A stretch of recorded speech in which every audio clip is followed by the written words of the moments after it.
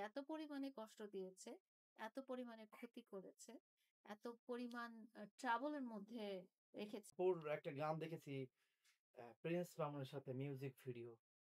কোন সময় যদি প্রিন্স মামুনের সাথে অন্য কোন যেহেতু মডেল, আপনিও মডেল, আপনি কনটেন্ট ক্রিয়েটর। তো যদি কোন কারণে একসাথে হয়তো এখন তাদের সাথে আপনার সাথে সম্পর্ক নাই। যদি কখনো একসাথে যদি বলে যে আপনারা ২ জন আবার একই স্ক্রিনে আসবেন, আসতে পারবেন? আমি চাই না তার সাথে কোন কিছু মানে স্ক্রিন শেয়ার করতে চাই না আমি তার সাথে।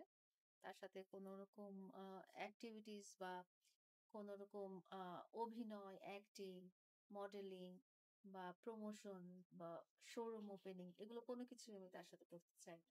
মামুনের সাথে অনেক স্মৃতি আপনার। কোন একটা সময় আপনি বৃদ্ধ হয়ে গেছেন, মামুনেরও অনেক বয়স হয়ে গেছে। বৃদ্ধ বয়সে যদি হঠাৎ মামুনের সাথে আপনার কখনো দেখা হয়, সেই মুহূর্তে তাকে কোন কিছু বলবেন? আমি আ যে জিনিসটা বলতে চাই, ওর সাথে আমার বয়সের ডিফারেন্স এত বেশি যে আমি মারা যাওয়া গেলেও ও বৃদ্ধ হবে না। তখনও তার বয়স কমই থাকবে।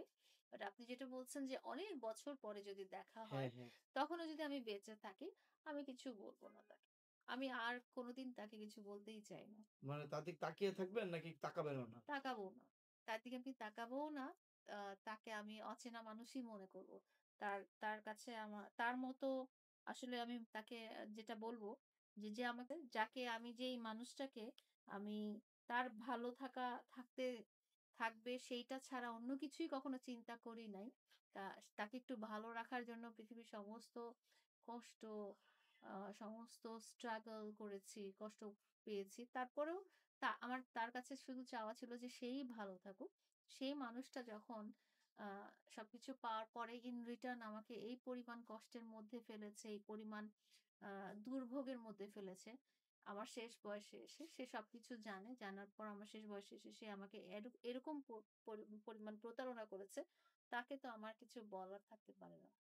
সে যদি আ মানে সে যদি এমন হতো যে সে একদম নাদান শিশু, না বুঝে করেছে এরকম না। সেটা সে ইচ্ছাকৃতভাবে করেছে এবং এটা তার প্রতারণার অংশ ছিল।